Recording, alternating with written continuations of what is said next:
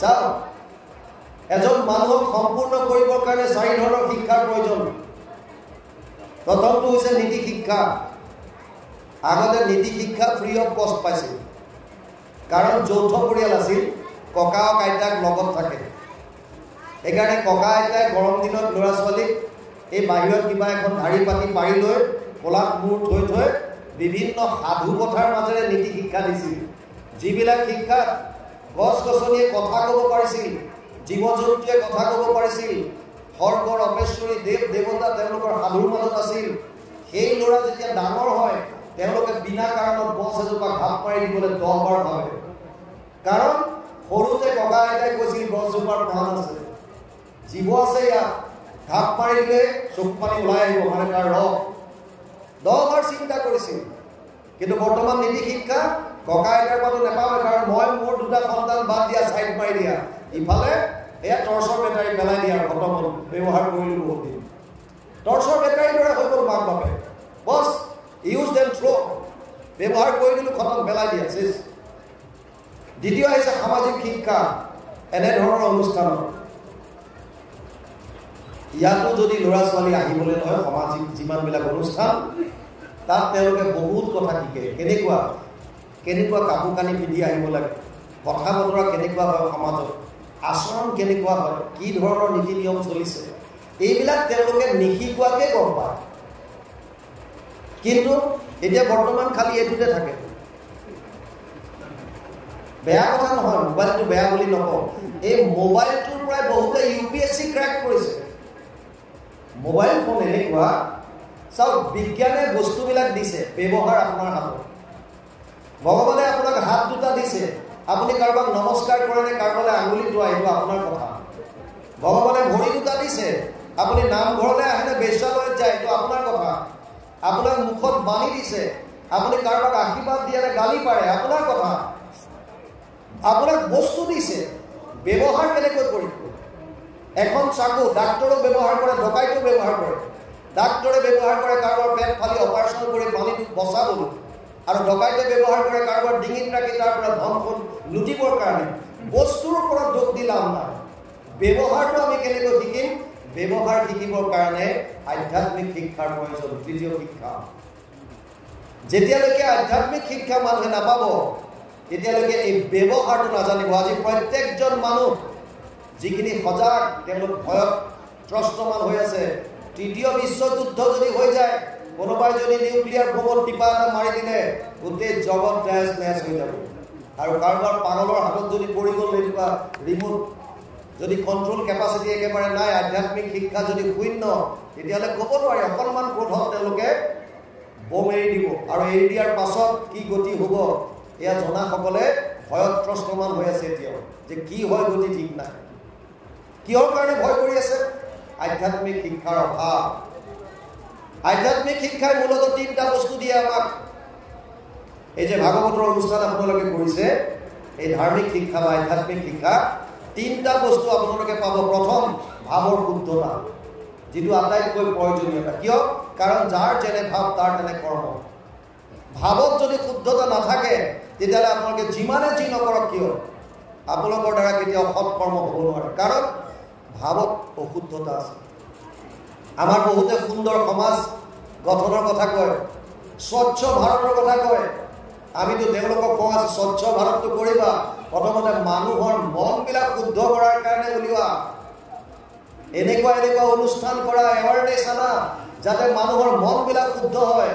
যদি এজন শুদ্ধ হৈ যায়, প্ৰত্যেকজন ব্যক্তিৰ যদি মন শুদ্ধ হয়, তেতিয়াহ'লে সুন্দৰ সমাজ আৰু বেলেগে গঢ়িব নালাগে।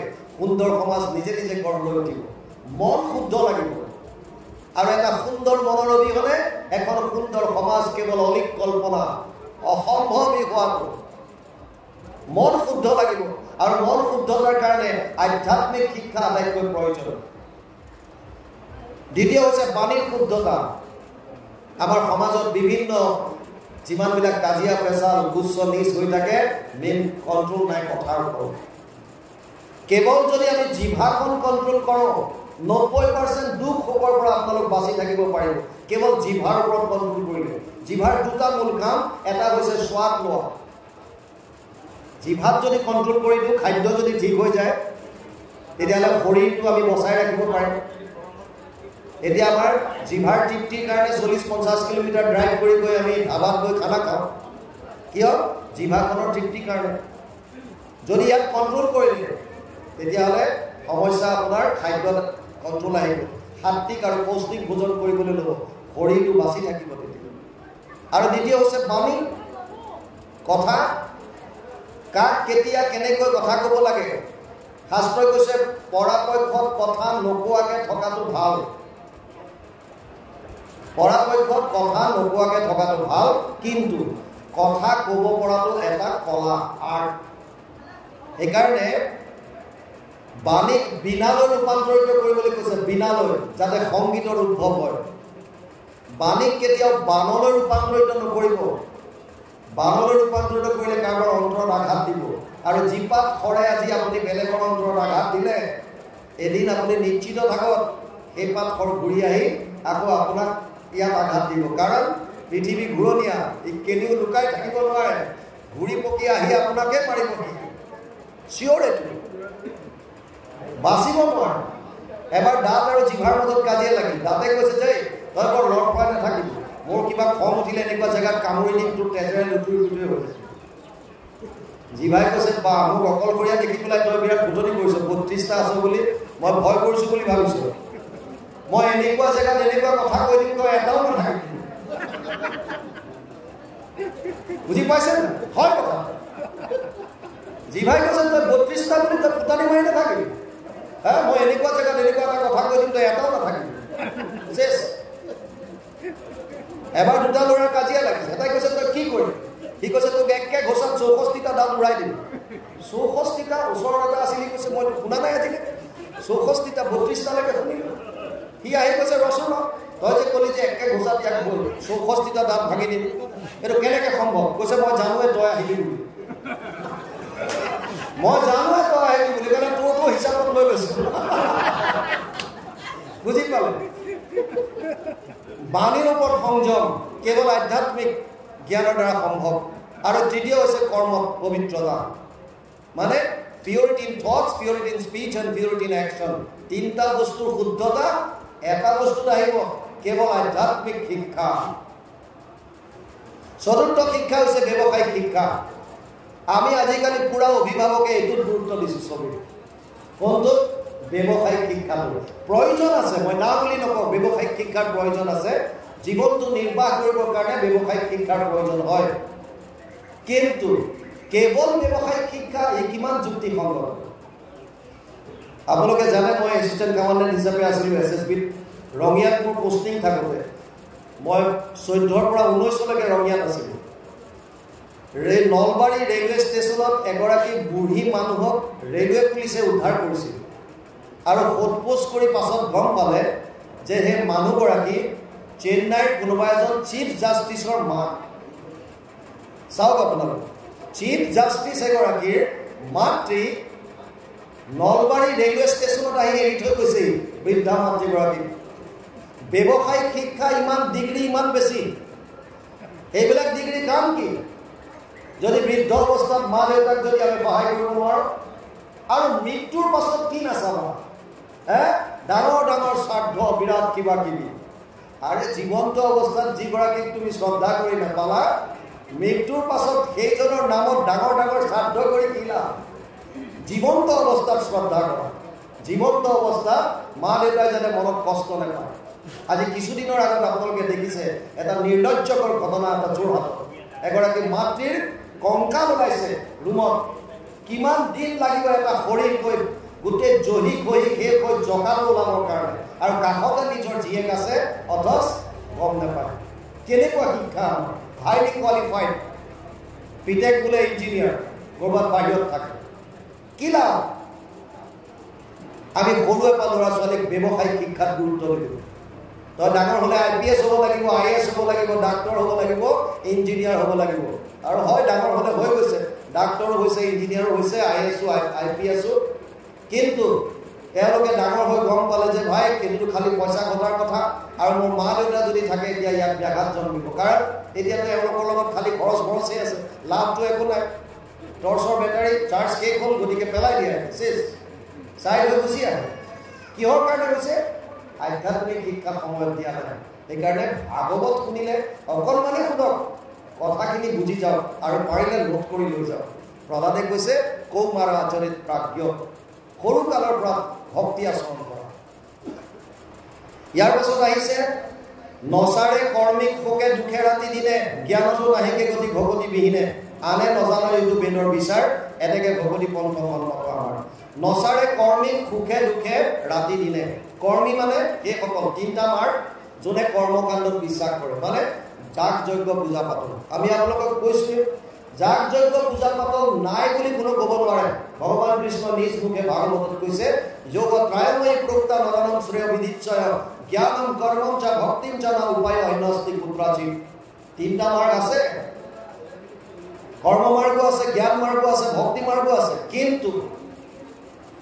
জ্ঞান কৰ্ম ভগতি কহিলো কৰি ভেদ ভগতি পৰম পন্থ দিলো কৰিছে উপায় দিছে এটা ভক্তি কিয় দিলে ভগৱানে কৈছে অৰ্জুনক যে মই সকলোৰে কাৰণে সমান সমূহ সৰ্বভূতেষু নামে দেশ অস্তিনা প্ৰিয় নৱম অধ্যায় 29 নম্বৰ শ্লোক গীতা যদি সকলোৰে কাৰণে সমান কিহৰ কাৰণে তুমি দুটা সাইড কৰিলা কাৰণ সেইটোৱে কাৰণ কৰ্ম মাৰ্গত ছটা বস্তুৰ শুদ্ধতা থাকিব লাগে স্থান কাল পাত্ৰ দ্ৰব্য মন্ত্ৰ ক্ৰিয়া এই ছটা বস্তু শুদ্ধ কৰি ৰখাটো বৰ্তমান অসম্ভৱ আৰু যাৰ কাৰণে তেওঁলোকে মনোবাঞ্ছিত ফল পাব পৰা নাই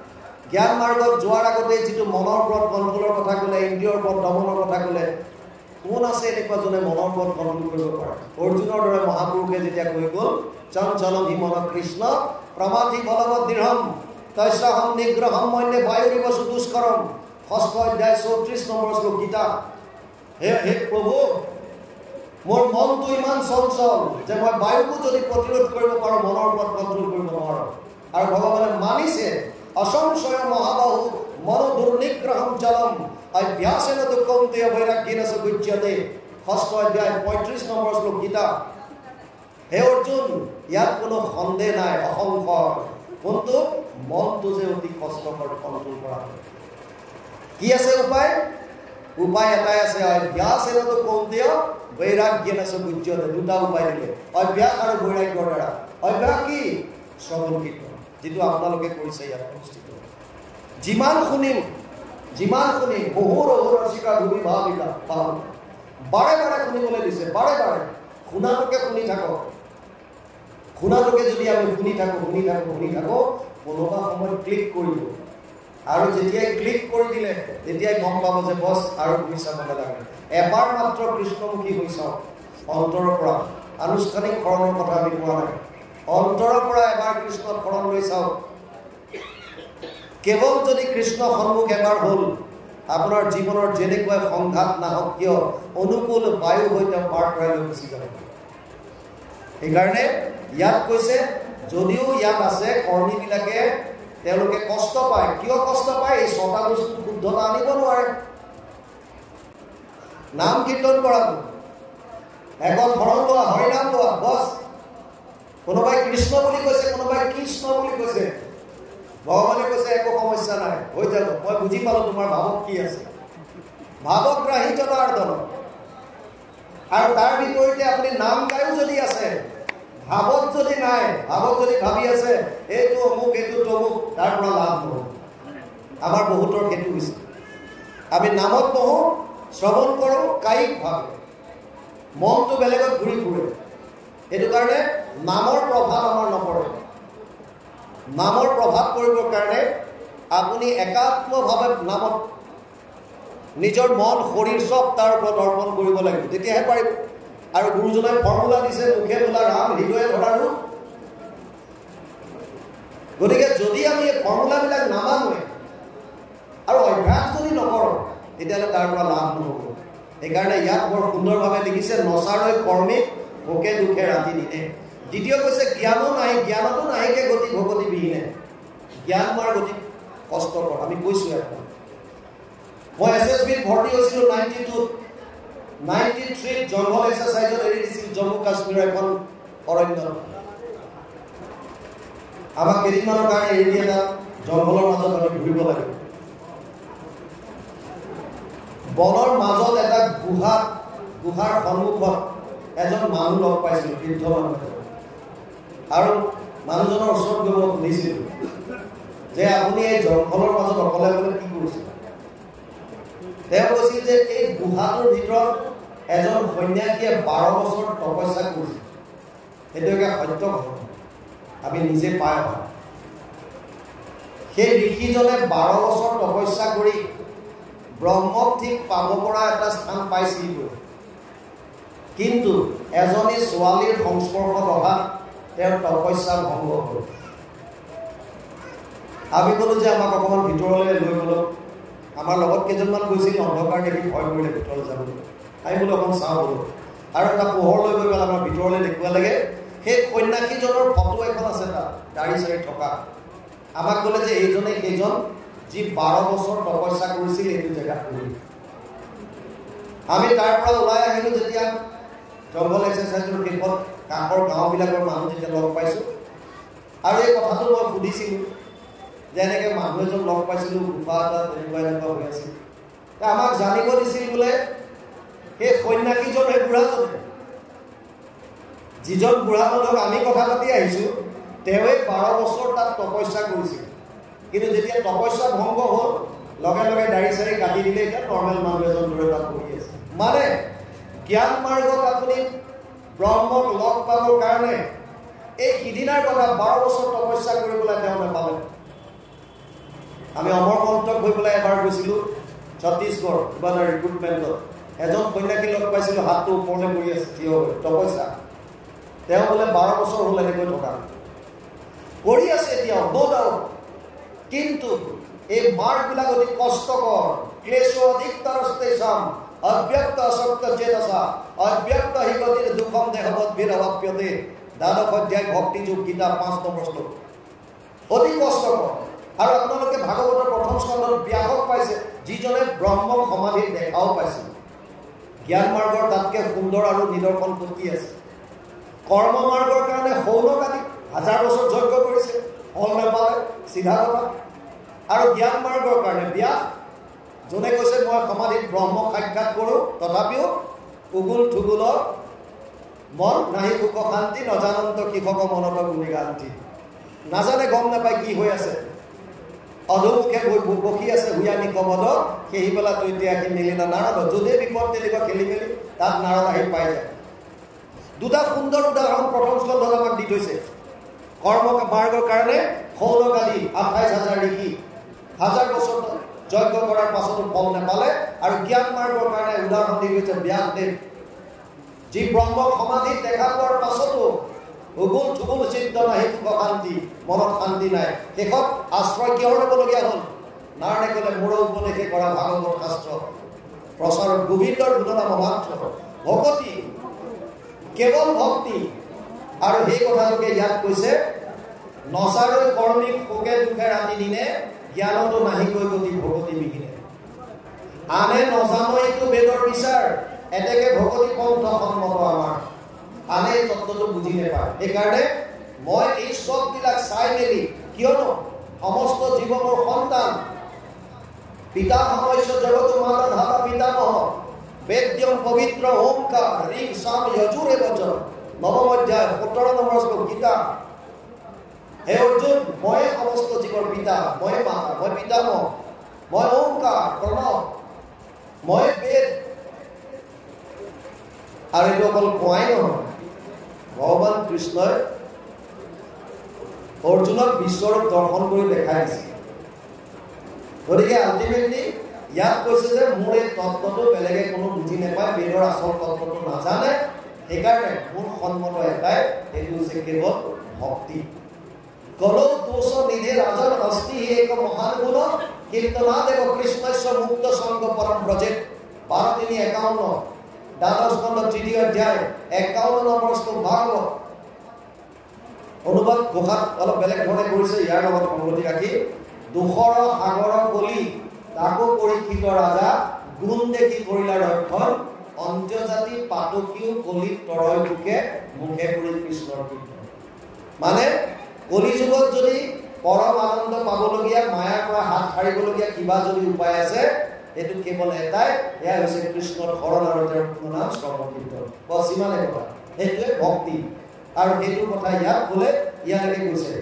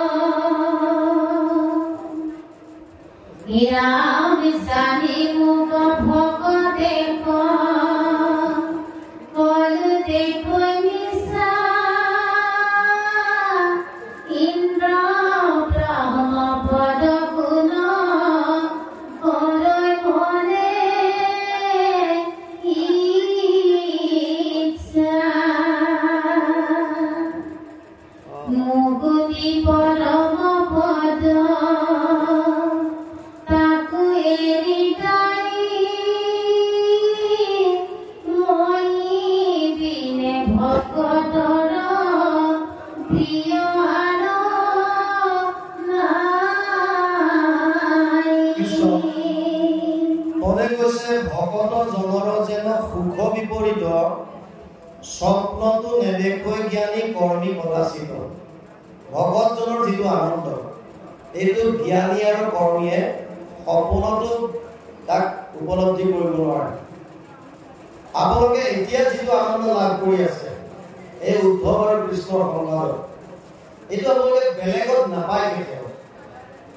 ভক্তিৰ মাজৰ যিটো আনন্দ, কাৰণ এই আনন্দত প্ৰভু ভগৱন্ত মিশ্ৰিত হৈ আছে, আনন্দময় হৈ আছে, মানে কৃষ্ণময় হৈ আছে। এই পৰিৱেশ কৃষ্ণময়, কৃষ্ণ মানে আনন্দ। গতিকে এই আনন্দ বেলেগৰ লগত নিমিলে। সাংসাৰিক বস্তুবিলাকক সুখ বুলি কয়, আৰু ভগৱতৰ লগত ভক্তিৰ মাৰ্গৰ যিটো আনন্দ, এইটো আনন্দ বুলি কয়। ইয়াৰ ডিফাৰেঞ্চ আছে এটা। সুখবিলাক সদায় বৃহৎ আকাৰত আৰম্ভ হয় আৰু ক্ৰমাগতভাৱে কমি গৈ নাইকিয়া হৈ যায়। আপুনি যিটো বস্তু সুখ আছে বুলি ভাবিছে, মনত ভাবি আছিল মই গাড়ী এখন ল'ম, গাড়ী এখন ল'ম, গাড়ী এখন ল'ম, যিদিনা গাড়ীখন আনিব পাৰিলে, আপোনাৰ লোন চেংচন হৈ গ'ল, পইচাও হ'ল, আপুনি গাড়ীখন লৈ আহিল, সেইদিনা আপোনাৰ বিৰাট সুখ। আপুনি পিছদিনা ৰাতিপুৱা সোনকালে উঠি পুৰা বাকেটত পানী লৈ পুৰা ধুইছে, টায়াৰৰ ভিতৰত লাগি থকা গিলকেইটাও ঘৰকীয়াই ঘৰকীয়াই ৰৈছে, কিয়? বিৰাট সুখত আছে। দ্বিতীয় দিনাও সেইটো সুখ, তৃতীয় দিনাও সেইটো সুখ। তাৰপাছত লাহে লাহে লাহে লাহে কমি আহিল, আৰু এদিন আপোনাৰ গাড়ীখনত সেই অঞ্চলৰ গোটেই মাটিৰ চেম্পল পাই যাব। বেলেগৰ পৰা আনিব নালাগে, আপোনাৰ গাড়ীতে পাব, কাৰণ ধোৱা মেলা বাদ দিলে, শেষ, সুখ খতম।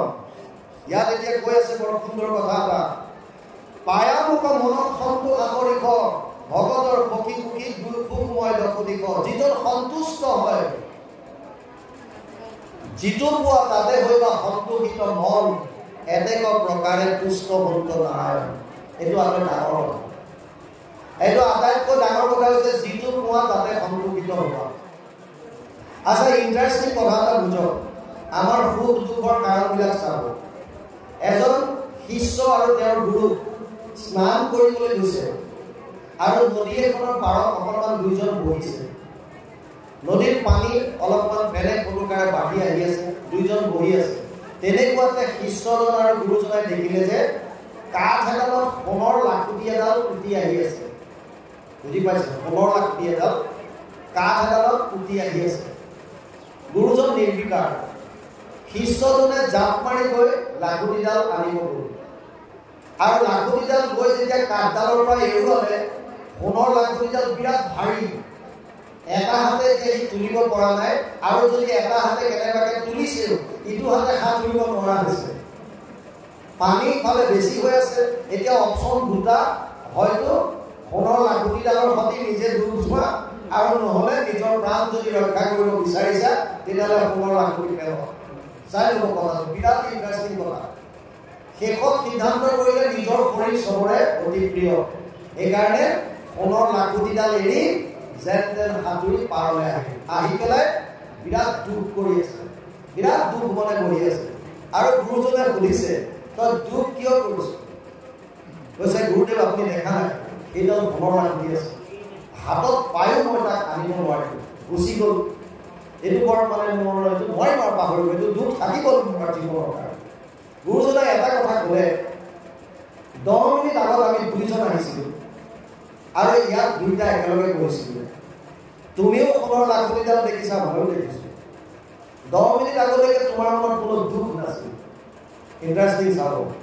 10 মিনিট আগলৈকে তোমাৰ মনত কোনো দুখ নাছিল আৰু এতিয়া 10 মিনিটৰ পাছত তুমি দুখত মানুহটো ভাগি পৰিছা কাৰণটো কি কাৰণটো এটা বস্তু তুমি নোপোৱাৰ কাৰণে যিটো 10 মিনিটৰ আগতো তোমাৰ হাতত নাছিল এতিয়াও নাই মাত্ৰ এটা মনৰ তোমাৰ কথা যে এইটো বস্তু মই মোৰ কৰি ল'ব পৰা হ'লে মই সুখী হ'লো গতিকে কেৱল মনৰ ভাৱ হয় গজ হয় ধন গজ ধন বাদ ধন और रतन धन खान जब मिल जाए संतुष्ट धन सब धन धूल समान আগৰ ৰজা মহাৰাজাসকলে ঘোঁৰা ৰাখিছিল ঘোঁৰাত যায় হয় ধন গজ ধন হাতীত যায় বাজ ধন কিছুমানে চৰাই এটা ৰাখে ইগল এইটো এটা সিহঁতৰ এটা ঐশ্বৰ্যৰ প্ৰতীক এটা আৰু ৰতন ধন খান খান থাকে অতি বহুত ধন ভাণ্ডাৰ কিন্তু যেতিয়া সন্তুষ্টি ধন আহে মনটো যদি এবাৰ সন্তুষ্টিৰে ভৰি যায় তেতিয়া কৈছে এইবিলাক চব ধনবিলাক ধূলিৰ নিচিনা খৰিকটীয়া দুটা আহি আছে দুইজন কৃষ্ণৰ ভক্ত খৰি কাটি আহি আছে মূৰত বোজা লৈ গিৰিয়েক আগে আগে পিছে পিছে ঘূৰি গিৰিয়েকে দেখিলে বাটত সোণৰ চেইন এডাল কৰি আছে দুইজন মনৰ পৰা বৈৰাগ গিৰিয়েকে ভাবিছে সোণৰ চেইনডাল দেখি কিজনী মানুহজনীয়ে দেখিলে অকণমান দুখ কৰিব পাৰে সেইকাৰণে ভৰিয়ে ধূলি দি পেলাই সোণৰ চেইনডাল পুতি দিছে আৰু তেনে সময়তে ঘৈণীয়েক আহি পালেহি আহি গ'লে কি কৰিলা তুমি একো নাই নাই মই দেখিছোঁ তুমি কিবা এটা ইয়াত পুতিছিলা কি কৰিছিলা ক'বলৈ বাধ্য হ'ল আৰু দেখুৱাই দিলে যে এইডাল সোণৰ চেইন আছিল তুমি দেখি পাই পেলাই ইয়াৰ প্ৰতি আসক্ত হোৱা বুলি মই সেইকাৰণে ধূলি দি পুতি দিছিলোঁ ঘৈণীয়েকে কৈছে মাটিৰ বস্তু মাটি দি পুতি দিবলগীয়া কিয় হৈছে তাৰমানে ঘৈণীয়েকৰ দৃষ্টিকোণ আৰু ওপৰত গিৰিয়েকেতো এটা সোণ বুলি অনুভৱ কৰিছে ঘৈণীয়েকে কৈছে তো মাটিৰ টুকুৰ গতিকে কেনেকুৱা সন্তুষ্টি হ'ব লাগিব এইটো কেতিয়া আহিব যেতিয়া আপোনালোকে ভক্তি কৰিব কৃষ্ণৰ ভক্তি কৰিলে যিটো আনন্দ পাব এই আনন্দৰ ওচৰত বাকী যিমানবিলাক ধন টকা পইচা যিমান আছে কাপোৰ কানি ইত্যাদি এইবিলাকৰ কোনো ধৰণৰ একো নাই যেন লাগিব সেইকাৰণে ইয়াক কৈছে জানি মোক ভকত সকলো দেখুৱাই মিছা মোক যেতিয়া এবাৰ গম পাব মই কোন মই আনন্দ স্বৰূপ মোক যেতিয়া গম পাব বাকীবিলাক চব মিছা যেন লাগিব ইন্দ্ৰ ব্ৰহ্মপদকো নকৰে মনে ইচ্ছা এতিয়া আমাৰ সমাজত এটা পদ পাবৰ কাৰণে লবি চিষ্টেম কৰে বহুতে সৰু সৰুৰ পৰা ডাঙৰলৈকে কেৱল লবি কিয় লাগে পদ লাগে তুমি জনসেৱা কৰিবৰ কাৰণে পদৰ কি প্ৰয়োজন ভগৱান কৃষ্ণই মথুৰাৰ ৰজা হ'ব পাৰিলে কিন্তু ৰজা তেওঁ হোৱা নাই পাতিছে কা উগ্ৰসেন আৰু কৈছে মই কেৱল হৈ থাকিম কিন্তু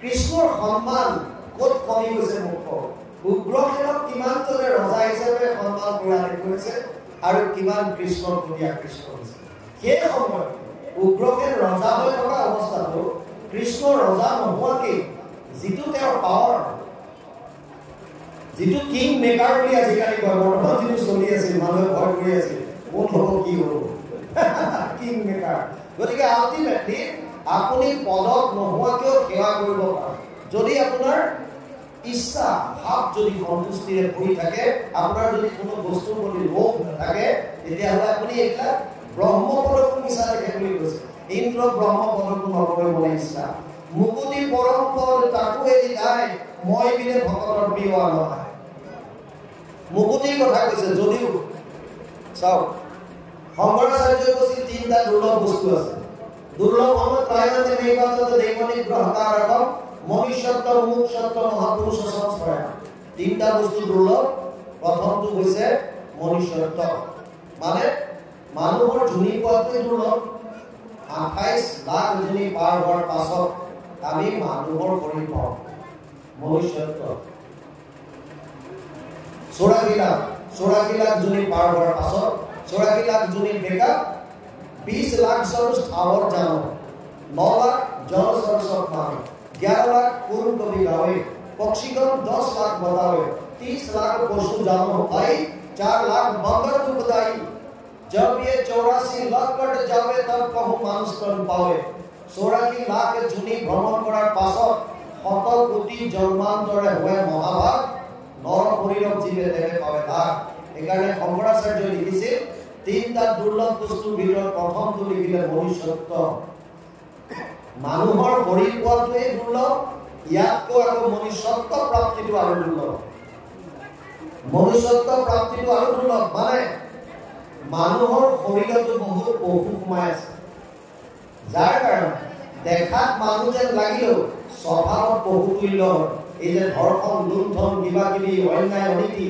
এইবিলাক কি এইবিলাক মানুহৰ শৰীৰত একোজন পশু বা অসুৰ সোমাই আছে সেইকাৰণে তেওঁলোকে মানুহৰ শৰীৰ পোৱাৰ পাছতো মনুষ্যত্ব প্ৰাপ্তি কৰিব পৰাটো অতি দুৰ্লভ নিমি ৰজাই নৱকীৰ্তন কৈছিল দুৰ্লভ মানুষ দেহ দেহিনাম ক্ষণভঙ্গুৰ তত্ৰাপি দুৰ্লভম মন্যে বৈকুণ্ঠ প্ৰিয় দৰ্শনম 11:2-29 একাদশ স্কন্ধ দ্বিতীয় অধ্যায় 29 নম্বৰ শ্লোক দুৰ্লভ মানুষ দেহ নিমিও কৈছে দেহিনাম ক্ষণভঙ্গুৰ যদিও মানুহৰ দেহাটো অতি ক্ষন্তেকীয়া তথাপিও এই শৰীৰ পোৱাটো অতি দুৰ্লভ আৰু তাতকৈ দুৰ্লভ হৈছে ভগৱানৰ সংগ পোৱা যিকিনো প্ৰথম কৈছে মনুষ্যত্ব দ্বিতীয় কৈছে মুমুক্ষত্ব মুক্তি প্ৰাপ্তিৰ ইচ্ছা মানে ঈশ্বৰমুখী হোৱা আমাৰ বহুতে ক'ব পাৰে যে মুক্তিটো নিস্পৃহা যিটো এই ভগৱানৰ নাম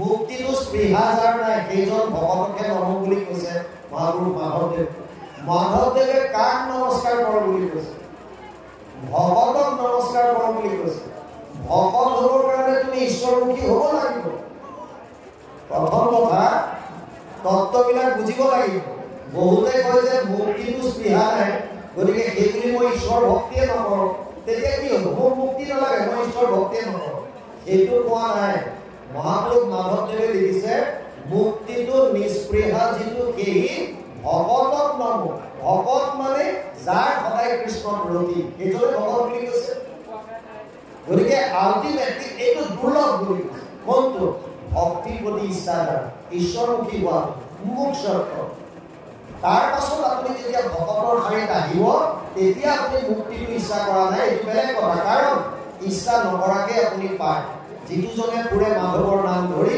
পাছে পাছে পুৰে দেৱ দেৱী স্তুতি কৰি মূৰ্তি মন্ত্ৰ ভূয়া 5 প্ৰকাৰৰ মুকুতি মুকুলৈ বাপ বুলি কৰণ কথা মুকুতি 5 প্ৰকাৰ আমি আলোচনা কৰিছিলোঁ বাপ আলোক্য আৰু শাস্তি সামিক্য একত্ব অভিত দিয়া মনুষ্য নাগ গৃহতে বিয়াম বিনামত সেৱানম জন 3:29 আৰু এটা কৈছিলোঁ আপোনাক সেইটোৱে গতিকে ইয়াত মুক্তিকো ইচ্ছা কৰাৰ কোনো প্ৰয়োজন নাই কিয় কাৰণ ঈশ্বৰমুখী হোৱাৰ লগে লগে এইটো বস্তু অট'মেটিকেলি আহে আৰু তৃতীয় দুৰ্লভ বস্তু হৈছে মহাপুৰুষৰ সংস্কাৰ মহাপুৰুষৰ সংগ পাবা ভকতৰ সংগ পোৱা ভকতৰ সংগ পোৱাটো দুৰ্লভ কিন্তু ইণ্টাৰেষ্টিং কথা এনেকুৱা অনুষ্ঠানত এই তিনিটা বস্তু আমি পাব পাৰোঁ কেনেকৈ ইয়াত প্ৰথম হৈছে মনুষ্যত্ব প্ৰাপ্তি আপোনালোকৰ মনুষ্যত্ব প্ৰাপ্তিৰ ইচ্ছাৰ কাৰণেতো আজি আমি আহিছোঁ যে আমি আমাৰ মনত থকা যিমানবিলাক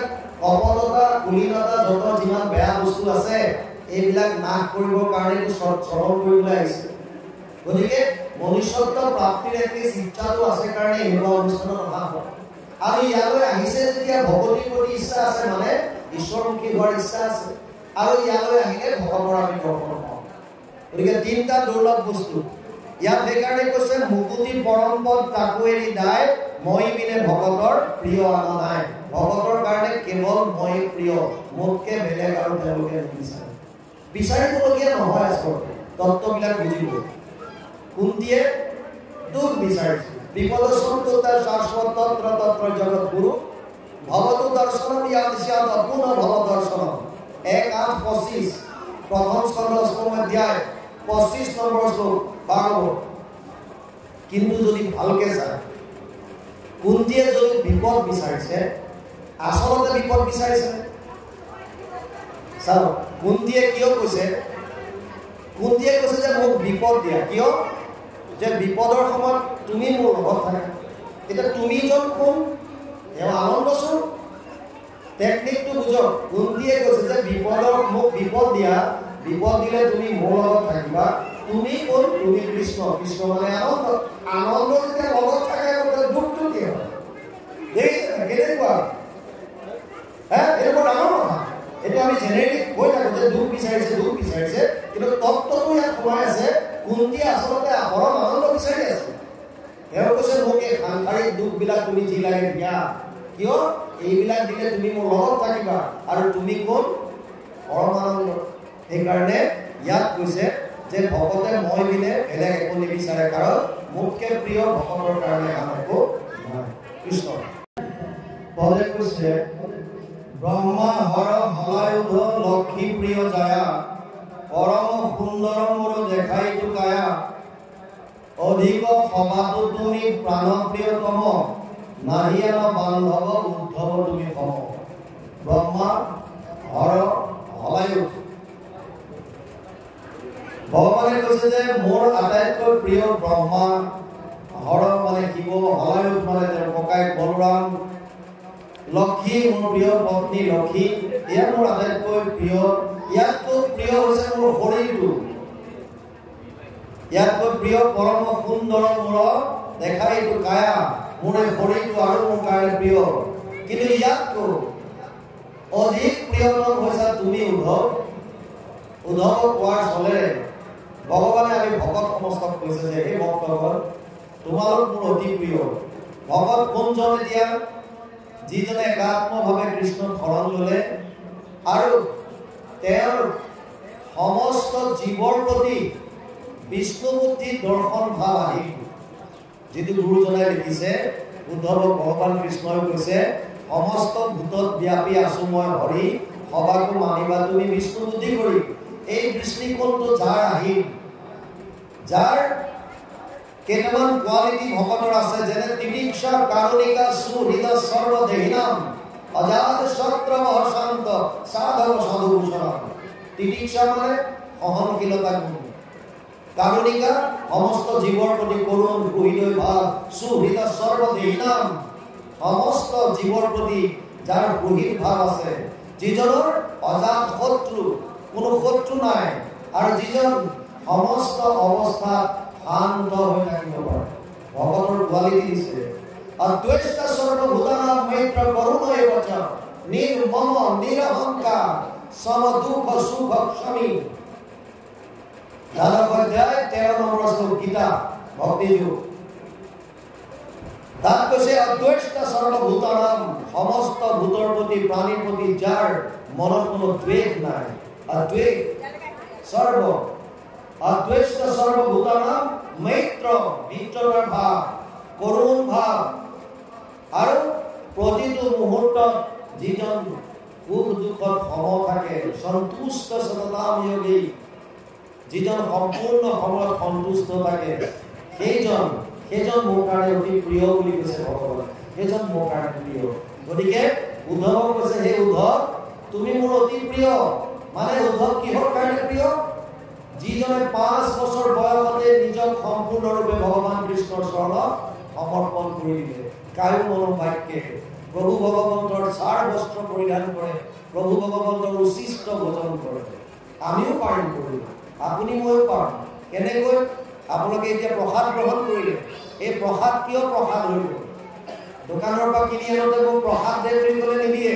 কিমান কেজি মগু লাগে, কিমান কেজি বুট লাগে, কেইটা নাৰিকল লাগে, কিমান কেজি নিমখ লাগে, এনেকৈ হিচাপ দিব লাগিব।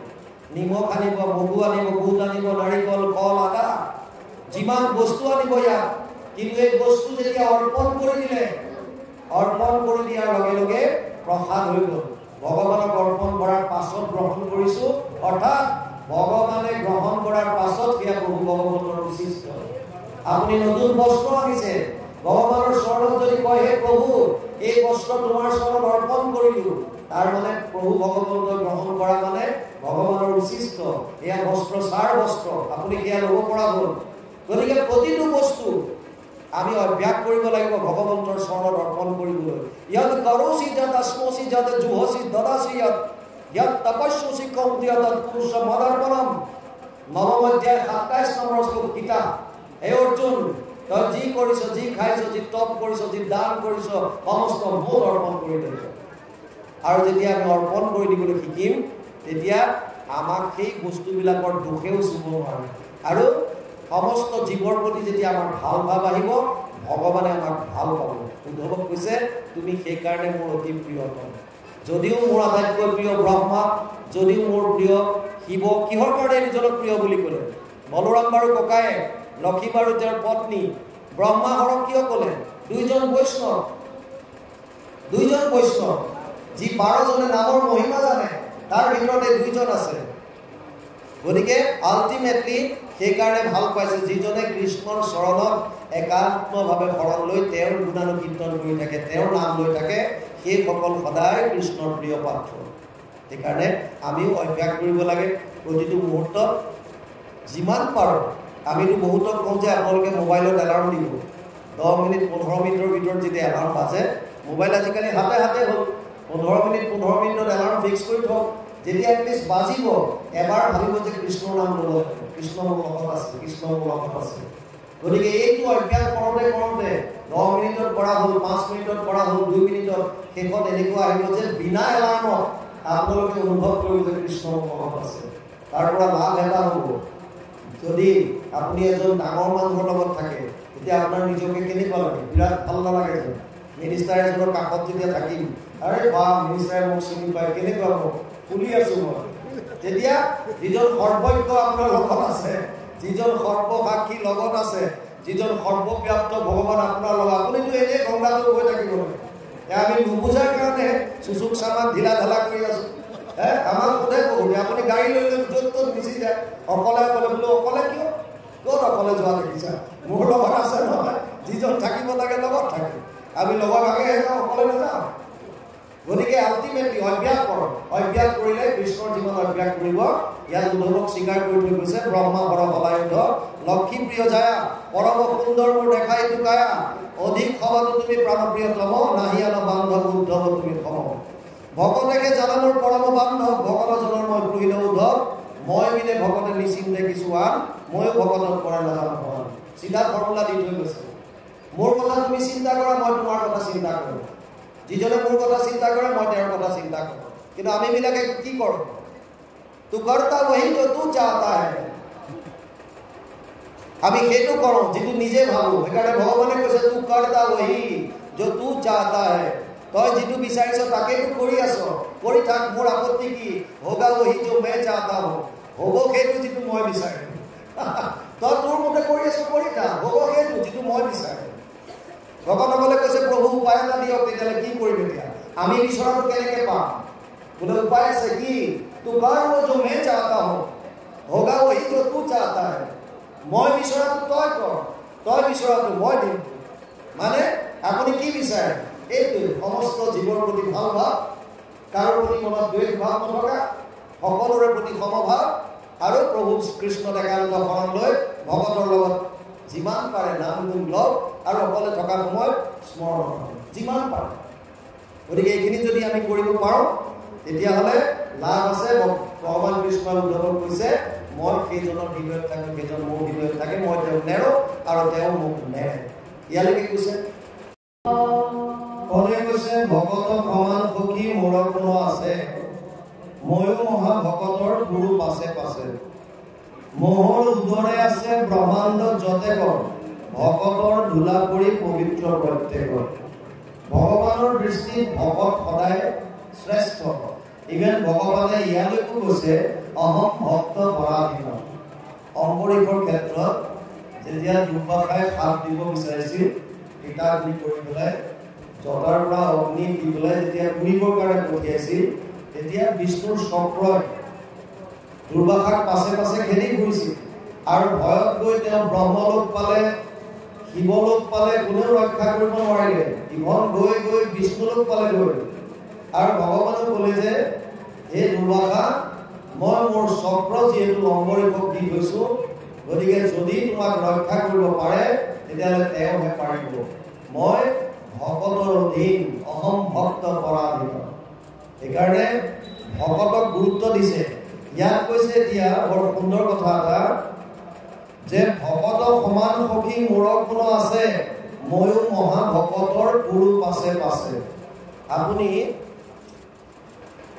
গাইজনীক যদি আপুনি কৰবালৈ টানি টানি নিব পৰা নাই, তেতিয়াহ'লে পোৱালিটো লৈ পেলাই গুচি যাব। গাইজনী নিজে নিজে পোৱালিৰ পাছে পাছে যাব। সেইকাৰণে বৎসল বুলি কয়। বৎসল মানে নিজৰ বৎসৰ প্ৰতি যিজন আকুল। এতিয়া ঠিক তেনেকৈ গাইজনী যেনেকে নিজৰ পোৱালিটোৰ প্ৰতি আকুল হৈ থাকে, ভগৱানো ভকতৰ প্ৰতি আকুল হৈ থাকে। সেইকাৰণে ভকত বৎসল বুলি তেওঁক কোৱা হয়।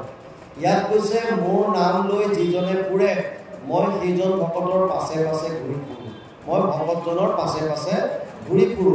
আৰু মোৰ উদৰত যিমানবিলাক ব্ৰহ্মাণ্ড আছে, কোটি কোটি ব্ৰহ্মাণ্ড প্ৰলয়ৰ সময়ত যিমানে উদৰতে তেওঁ সম্পূৰ্ণ ধাৰণ কৰি ৰাখিছে, ইয়াত ভকতৰ ধূলি পৰি পবিত্ৰ হয় বুলি কৈছে। ভকতৰ ধূলিৰ ইমান মাহাত্ম্য।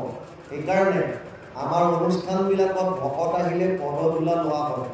আচলতে আজিকালি এটা নিয়মত পৰিণত হৈ গ'লগৈ, জাষ্ট নিয়মটো কৰে, কিন্তু তেনেকুৱা নহয়। ভকতৰ পদধূলা অতি মাহাত্ম্য। আগতেতো সেয়া পানী লৈ পিছত গোটেই ঘৰত ছটিয়াইছিল পদধূলা লৈ। যি কি নহওক, এতিয়া ইয়াত কৈছে উত্তম ভক্তৰ কথা থাকুক সম্প্ৰতি, সামান্য ভকতৰ দৰে পুনা মহামতী, লোভে মোহে কামে লোভে বিষয় আক্ৰোশে, নচোৱাই মোৰ ভকতক একোকে। উত্তম ভক্তৰ কথা বাদেই দিলো, সামান্য ভকতো মোৰ নাম লৈ ফুৰি যাব পাৰে। অপিচেত সুদুৰাচাৰ ভজন্তে মাম অনন্যবাদ, সাধুৰেব মন্তব্য সম্যক ব্যৱস্থিত হিচাপ। 9ম অধ্যায় 30 নম্বৰ শ্লোক গীতাত কৈছে, হে অৰ্জুন, যদি কোনোবা অতি দুৰাচাৰ হয়, অপিচেত সুদুৰাচাৰ, অনন্যভাৱে যদি মোক ভজন কৰিলে, এইজনক সাধু বুলি ভাবিবা। কাৰণ তেওঁলোক অনন্যভাৱে ভজন কৰিছে। আৰু মামি পাৰ্থ ব্যপাশ্ৰিত যে অপিশু পাপ হীনয় স্ত্ৰী বৈশ্য তথা শূদ্ৰ তে অপি যান্তি পৰম গতিম। 9ম অধ্যায় 32 নম্বৰ শ্লোক। মোক যদি আশ্ৰয় কৰিলে, ই লাগিলে পাপী হোক, দুৰাচাৰ হোক, অন্তৰ্জাতি হোক, চাণ্ডাল পৰ্যন্ত কি নহওক কিয়, তেওঁলোকক পৰম গতি লাভ কৰিব পাৰিব। ভগৱানৰ ইমান তেনেকুৱা এটা মহিমা যে তেওঁ জাতি ধৰ্ম বৰ্ণ নিৰ্বিশেষে যিকোনো ভাৱেৰে যদি তেওঁৰ ওচৰলৈ আহে, তেওঁলোকক কৃপা কৰে। কংস বৈৰভাৱে আহিছিল, শিশুপাল বৈৰভাৱে আহিছিল, এইবিলাক বৈৰভাৱে আহিছিল, হ'লেও তেওঁলোকক কৃপা কৰিছিল। আল্টিমেটলি আপুনি যি ভাৱেৰে নহওক কিয় ভগৱানৰ নাম ল'বলৈ কৈছে। আৰু যদি আপুনি ভগৱানৰ নাম লয়, তেতিয়াহ'লে কাম, ক্ৰোধ, লোভ, মোহ এইবিলাকৰ দুখে আপোনাক চুব নোৱাৰে। কাম, ক্ৰোধ, লোভ, মোহ এই বস্তুবিলাক নাইকিয়া কৰিব কোনেও নোৱাৰে। দৃষ্টিকোণটো সলনি কৰি দিয়ক, টেকনিকবিলাক বুজক।